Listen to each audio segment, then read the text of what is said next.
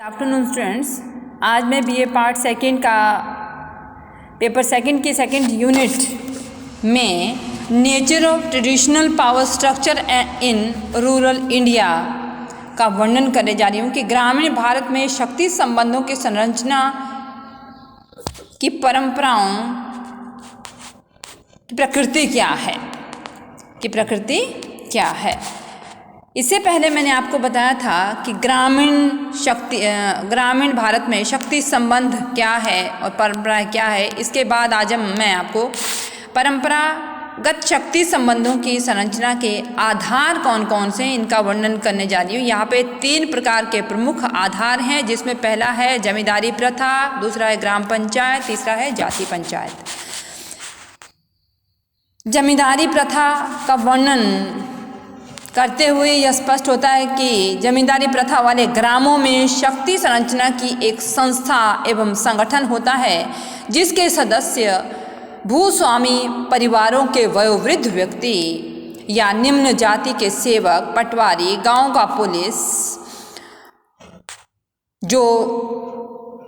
का पुलिस इत्यादि होते हैं, जो विवाह मृत्यु के समय चरागाह भूमि का वितरण करता है। अर्थात यहाँ पे कहा गया है कि जमींदारी प्रथा में जो भूस्वामी होता है वो परिवार का सबसे बड़ा आदमी होता है, या किसी निम्न जाति के सेवक का कोई और व्यक्ति हो। ये सब जो भूमि का बंटवारा करते हैं मृत्यु के समय, या भूमि दान करते हैं, भूमि वितरण करते हैं, तो वो जमींदार प्रथा के अंतर्गत आते हैं। जमींदारी प्रथा में अपनी रैयत पर जो विभिन्न न्यायिक अधिकार प्राप्त थे, वही आगे चलकर जमींदारी प्रथा में विकसित हो गए, इसलिए इसे रैयतवाड़ी व्यवस्था भी कहते हैं। दूसरी है ग्राम पंचायत व्यवस्था। ग्राम पंचायत जो कि सैद्धांतिक रूप से ग्रामीण शक्ति संबंधों की संरचना में ग्राम पंचायतों का स्थान सर्वोच्च होता है। यानी यदि हम सिद्धांतों के आधार पर वर्णन करते हैं तो ग्राम पंचायतें अपने आप में सर्वोपरि मानी जाती है, सबसे उच्च मानी जाती हैं। गांव की सुरक्षा एवं प्रतिष्ठा में विशेष सक्रिय रहती है ये पंचायतें। गांव में या किसी भी तरह के कार्य होते हैं, किसी भी तरह की लड़ाई झगड़े होते हैं, किसी भी तरह की कोई सुरक्षा या प्रतिष्ठा का कार्य होता है, तो वो अपनी विशेष भूमिका निभाते हैं तथा हमेशा सक्रिय रहते हैं। तीसरा है जाति पंचायतें। जाति पंचायतों में ग्रामीण शक्ति को प्रमुख स्रोत एवं आधार सर्वदा ग्राम पंचायत ही होती है। कहाँ होती है? ग्रामीण शक्ति में प्रमुख स्रोत और आधार हमेशा ग्राम पंचायत को ही माना जाता है। लेकिन 1920 में ब्रिटिश सरकार ने ग्राम पंचायतों के कानून को ख़त्म कर दिया था, परंतु स्वतंत्रता प्राप्ति के बाद ये कानून फिर से लागू किए गए। परंपरागत शक्ति की विशेषताएं कौन कौन सी हैं? ये निम्नलिखित विशेषताएं हैं इसकी। पहला है आनुवंशिकता के आधार पर शक्ति संबंध, दूसरा है भू स्वामित्व के आधार पर शक्ति संबंध, तीसरा है जाति संस्करण के आधार पर शक्ति संबंध, चौथा है निरंकुशता के आधार पर शक्ति संबंध, नेक्स्ट है सत्ता के आधार पर शक्ति संबंध और स्थानीयता के आधार पर एवं सामाजिक संरचना के आधार पर शक्ति संबंधों के विषय परंपरागत शक्ति संबंधों की विशेषताओं का वर्णन किया गया। अर्थात ये कहा गया है कि परंपरागत ग्रामीण शक्ति संबंधों का आधुनिकीकरण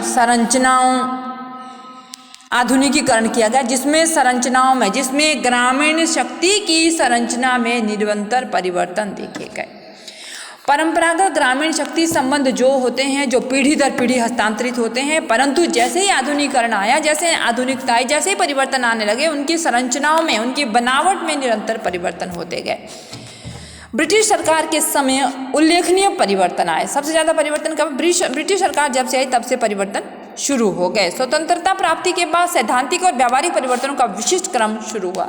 उसके बाद भी ब्रिटिश सरकार आई तब तो प्रारंभ हुए, लेकिन जैसे ही स्वतंत्रता प्राप्त हुई उसके बाद वहाँ पे सैद्धांतिक एवं व्यावहारिक परिवर्तनों का विशिष्ट क्रम शुरू हुआ। एक स्पेसिफिक रूप से, एक विशिष्ट रूप से परिवर्तन आने लगे। जमींदारी प्रथा का इसमें क्या हो गया, और जमींदारी प्रथा का भी उन्मूलन हो गया। उन्मूलन जिसमें ग्रामीण शक्ति परिवर्तन, जमींदारी प्रथा खत्म हो गई और ग्रामीण शक्ति संबंध भी परिवर्तित हो गए। और इसमें ये एक और है आधुनिकीकरण के बाद कि मतदान के अधिकार ने शक्ति संरचना को बदल दिया। जब मतदान के अधिकार भी, आधुनिकीकरण आया तो सब चीज़ों में परिवर्तन आएगा, उसके साथ मतदान के अधिकार ने भी शक्ति संरचना को बदल दिया। परंतु 1920 में ब्रिटिश सरकार ने भारतीय ग्रामीण पंचायतों के सदस्यों को मनोनीत किया। किसको मनोनीत किया? भारतीय ग्रामीण पंचायतों के सदस्यों को मनोनीत करने की व्यवस्था बनाई। किसने? ब्रिटिश सरकार ने। परंतु स्वतंत्रता प्राप्ति तक कोई खास परिवर्तन नहीं। ये भी देखा गया कि 1920 में तो व्यवस्था बन गई, लेकिन स्वतंत्रता प्राप्ति के बाद तक भी इसमें कोई विशेष परिवर्तन नहीं आया था। इसके साथ ही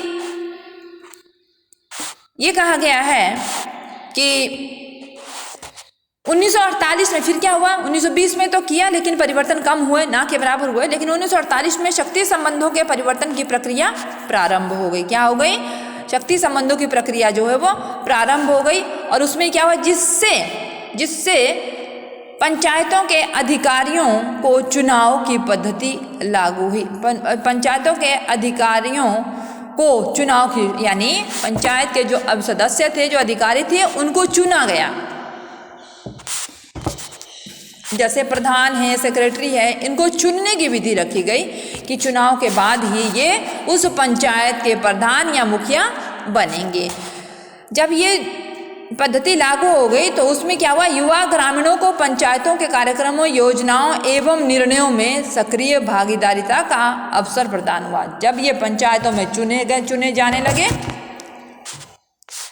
अधिकारियों को चुना जाने लगा, तो युवा ग्रामीणों को पंचायतों के कार्यक्रमों, योजनाओं एवं निर्णयों में सक्रिय भागीदारी का अवसर प्रदान हुआ। इस प्रकार से यदि हम परंपरागत ग्रामीण शक्ति संबंधों का वर्णन करते हैं तो ये इस प्रकार है। लेकिन फिर भी जो अधिकारी चुने गए उसमें पुरुषों के समान स्त्रियों को भी चुनने में पुरुषों के समान स्त्रियों को भी सक्रिय कानून अधिकार प्राप्त होने लगे। जमींदारी प्रथा समाप्त हो गई और ग्राम पंचायतों के प्रजातंत्रीय स्वरूप की स्थापना। क्या हुआ? जमींदारी प्रथा खत्म हो गई और ग्राम पंचायतें शुरू हो गई।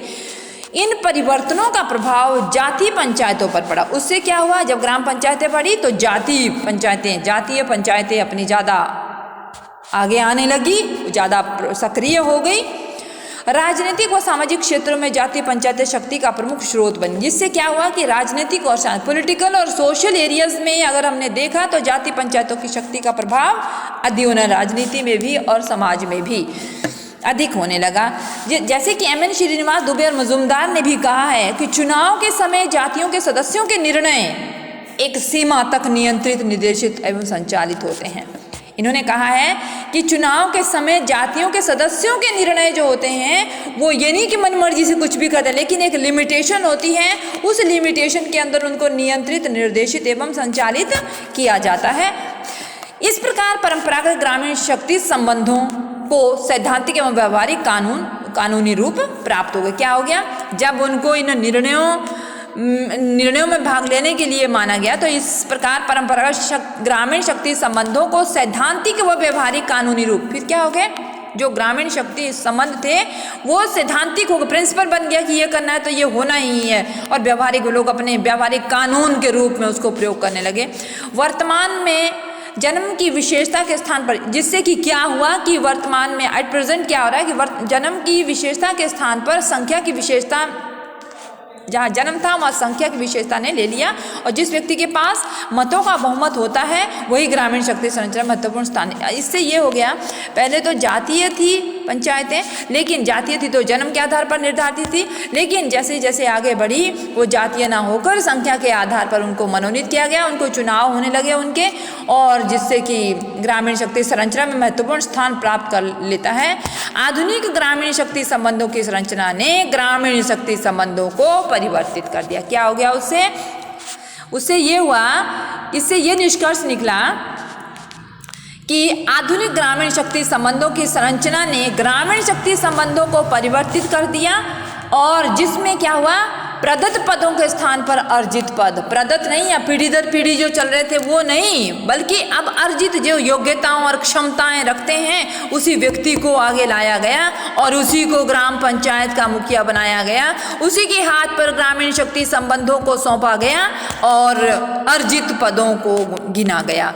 परिवार के स्थान पर व्यक्ति, जिस पर परिवार के स्थान पर व्यक्ति को लिया गया, प्राचीन व्यवस्था के स्थान पर सामुदायिक विकास कार्यक्रमों तथा योजनाओं ने नई शक्ति संरचना को जन्म दिया और भारतीय ग्रामीण व्यवस्था को परिवर्तित कर दिया। अतः संक्षेप में यह कहा जा सकता है कि जैसे जैसे परंपरागत समाज से परंपरागत ग्रामीण शक्ति संबंध आधुनिक ग्रामीण शक्ति संबंधों में परिवर्तित हो गए, उससे प्राचीन व्यवस्थाओं ने स्थान परिवर्तित कर लिया और उसके स्थान पर जो विभिन्न विकास की योजनाएं और कार्यक्रम लगाए गए, उन विकास की योजनाओं कार्यक्रमों के माध्यम से उन पंचायतों तक उन ग्रामीण क्षेत्रों तक पहुंचाने के लिए व्यवस्थाएं बनाई गई और ग्रामीण क्षेत्रों की जो बनावट है, जो संरचना है, उसको परिवर्तित करने में पूरा प्रयास किया जा रहा है। Thank you.